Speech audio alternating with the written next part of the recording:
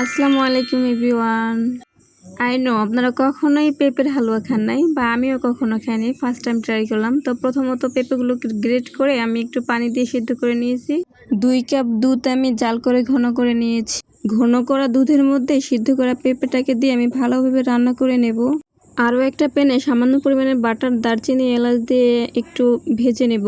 এর মধ্যে পেঁপে রান্নাটা দিয়ে দেবো আর 1 প্যাকেট গুঁড়া দুধ দিয়ে রান্না করা হয়ে যাবে। তো ডেকোরেশনের জন্য কাঠবাদাম আর কিশমিশ দিয়ে দিব। তো রান্না রেডি।